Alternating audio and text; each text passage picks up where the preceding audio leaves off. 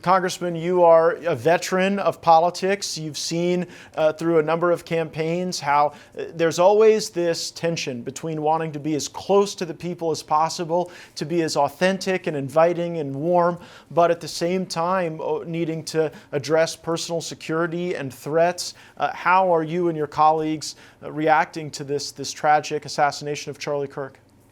Oh boy, Matt, I tell you, I mean, you've been on the House floor, and there's different moments that, we know that the world is watching and that the nation's watching. But boy, today was a very different day.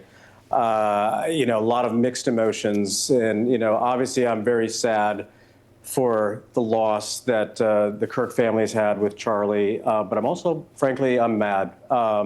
This is a bad day for America. And you know what? Charlie's legacy will live on. And my son, Peyton, is a student down at Liberty University, and he called me and sounded similar to the student that was just on with all the emotion in his voice. And he's like, Dad, they just killed him. And there was almost 3,000 students down at Liberty that were participating in a prayer vigil.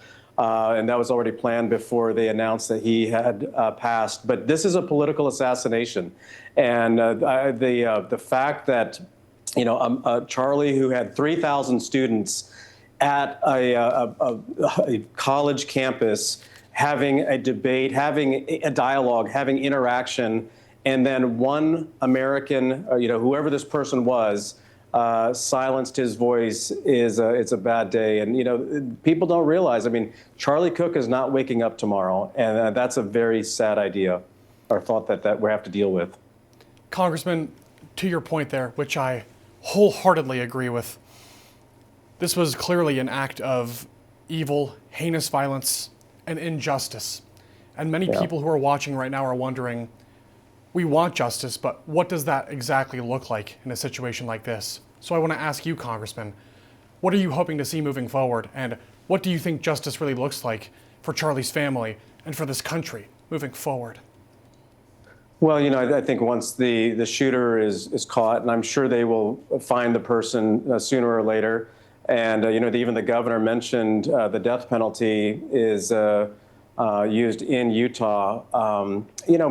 Charlie was shot in a public setting. I mean, people around the world are going to see Charlie's last moments alive. And the fact that this killer did that, they need to be, the justice needs to be served. And at the same time, beyond that, there needs to be a dialogue about the rhetoric that comes from the left about violence in the streets and some of the things that even Maxine Waters says and others that say things and they all say, well, you know what, that's just political rhetoric. No, there's crazy people out there like this shooter today that actually take action. The thing that is remarkable to me about this shooter, though, that's a long shot, and so I wouldn't be surprised if they find that this is a very trained marksman to some level.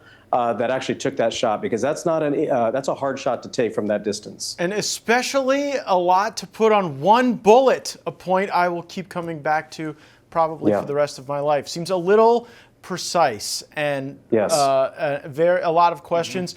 Congressman, there are a lot of Americans who are going to see this and say, we're never going to get the truth on this. We don't even think we got the truth on the full fact pattern with Butler or what we saw happen at Palm Beach. Do you have frustration as a congressman regarding the information that has been briefed to the body? Yes, absolutely. I know that Senator Grassley has even been shown some frustration that we truly haven't got the best answers what happened in Butler. I was talking to the congressman from the Butler area that he said the same thing. And so, I hope that doesn't happen here. Again, my heart goes out to Erica, and those little girls are going to wake up tomorrow without a dad.